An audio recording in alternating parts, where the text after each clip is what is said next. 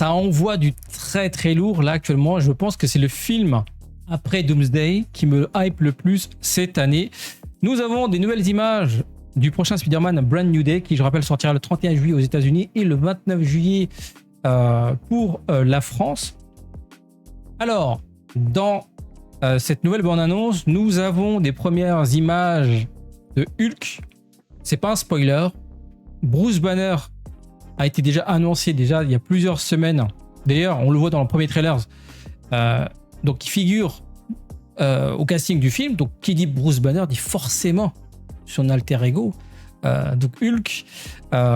Maintenant, la question, c'était quel Hulk on allait avoir. Est-ce que c'est le Hulk qui fait du yoga ou est-ce que c'est un Hulk un peu plus sauvage? Donc, à travers cette nouvelle bande-annonce, nous avons pas mal de nouvelles images et le ton est donné.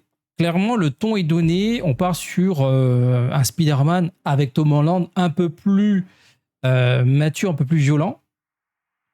Je ne me rappelle pas s'il y avait du sang dans les précédents Spider-Man réalisés par John Watts.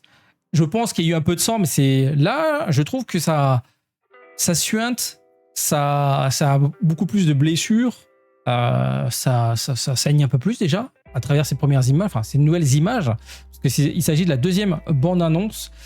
Donc si tu veux pas te faire spoiler, même si j'ai envie de te dire c'est un peu compliqué à l'ère d'Internet, il y a forcément les images que je vais te montrer là qui vont être diffusées partout, mais bon, si tu veux pas te faire spoiler en termes d'image, tu peux quitter la vidéo maintenant. Et si tu veux qu'on regarde ça ensemble, on regarde ensemble.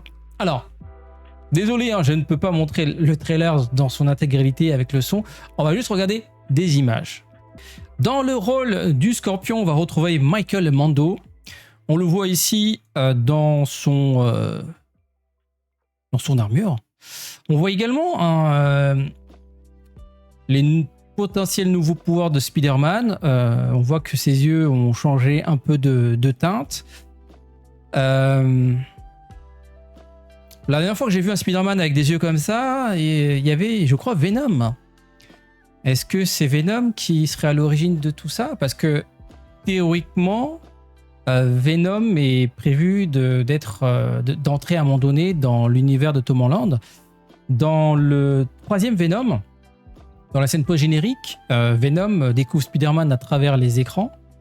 Et voilà, ça annonce à un moment donné le croisement de ces deux protagonistes. Pour l'instant, voilà, ce sont que des spéculations. Je dis ça se trouve, ça ne sera pas Venom. Mais voilà, c'est les nouveaux pouvoirs. Pourquoi les nouveaux pouvoirs? Pourquoi il a les yeux comme ça? On voit également pour la première fois, bon, pas MJ et sa clique, mais le Hulk de Bruce Banner.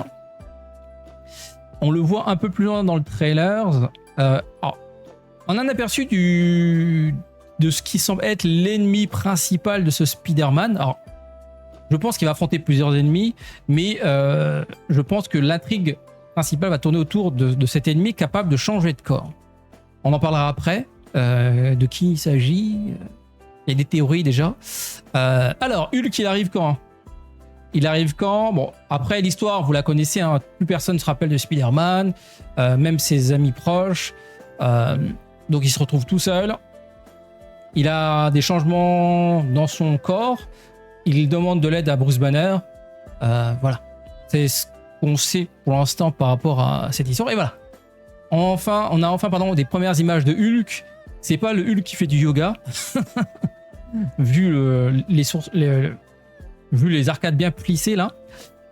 Donc on part sur un Savage Hulk qui va claquer des mains. Et ça va être sympa. Alors, on a une petite scène avec le Punisher qui semble avoir une certaine importance aussi dans le film. Et puis on a des scènes vraiment, des visuels magnifiques, des scènes de combat magnifiques. C'est ce qui pêchait dans les précédents Spider-Man de John Watts. C'était fade, vraiment c'était fade. Là, nous avons le réalisateur de Shang-Chi qui s'est filmé les corps en action. On l'a tous vu avec Shang-Chi. Donc à la réalisation, donc ça sera Destin Daniel Cretton. Et à l'écriture, on retrouve le duo Chris McKenna et Eric Summers qui ont travaillé sur la trilogie de John Watts. Donc il y a une volonté de continuité dans le récit. Par contre, en termes de réalisation, je suis désolé, juste cette scène, ça met une tempête. Voilà, ça c'est ma nouvelle réplique préférée. Ça met une tempête à la trilogie de John Watts. Je suis désolé, mais John Watts, c'est... Je sais pas s'il était sur le plateau, mais en tout cas, sa réalisation, elle est vraiment pas incroyable. Donc, on aura une confrontation entre Spider-Man et Hulk, plus le Scorpion. Par contre, point d'interrogation concernant le rôle de Sadie Sink. On sait qu'elle va figurer dans le film, on ne connaît pas son rôle. Certains pensent qu'elle va interpréter Jean Grey. Et ce sera le lien vers le reboot, remake des X-Men dans le MCU. D'ailleurs, les X-Men ancienne génération seront présents dans Doomsday. Moi, je pense qu'ils vont mourir. Ça me paraît évident, ils vont mourir et puis ça va laisser la place à une nouvelle génération de X-Men. Donc, il se pourrait que ce soit Sadie Sink sous la capuche. Alors, il y a d'autres théories sur l'ennemi de cet épisode. On parle voilà, du symbiote Venom. Encore une fois, ce serait pas déconnant. On nous l'a teasé dans le film Venom 3 avec la scène post-générique. Donc, ce serait pas déconnant, voilà, que ce dernier serait à l'origine des mutations dans le corps de Peter Parker. Mais bon, encore une fois, on en saura plus d'ici quelques semaines, mais pour l'instant, c'est vrai qu'il garde assez secret le rôle de Sadie Sink. Bon, on retrouve toujours Ned et MJ. Après, c'est la continuité de la trilogie initiale, mais s'ils pouvaient mourir... Je dis ça, je dis rien, ça laisserait de la place un peu plus à autre chose. Parce que bon, ça dépend ce qu'ils vont faire de ces deux protagonistes, mais je trouve que c'est, à un moment donné, je trouve que ces personnages n'apportent rien. En fait, ils prennent de la place à l'écran. Je veux dire, tu regardes les premiers Spider-Man, est-ce que Spider-Man avait besoin de sidekick Voilà, je parle de celui de Tobey Maguire, est-ce qu'il avait vraiment besoin d'avoir un pote à ce moment-là. Enfin bref.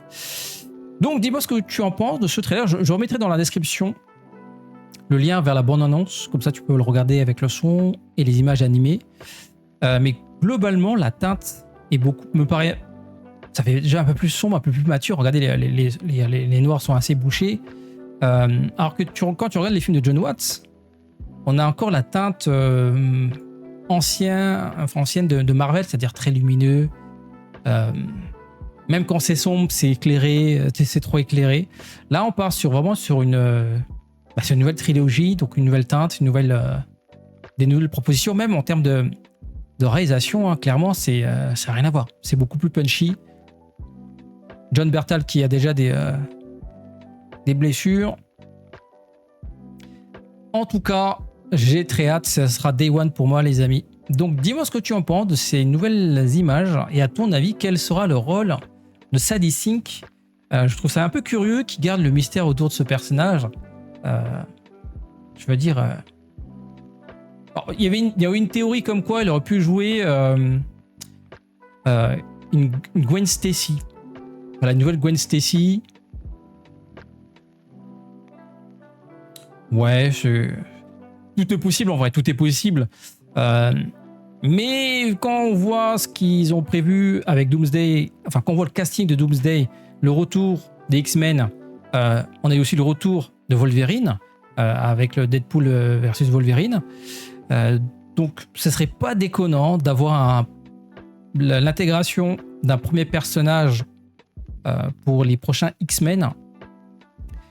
Donc voilà, en tout cas, ils gardent bien le secret. On sera fixé d'ici quelques semaines. Dis-moi ce que tu en penses. N'hésite pas à t'abonner et n'hésite pas à voir mes précédentes vidéos en cliquant juste ici. Voilà. Sur ce, je te dis à très bientôt pour d'autres vidéos. Ciao, ciao.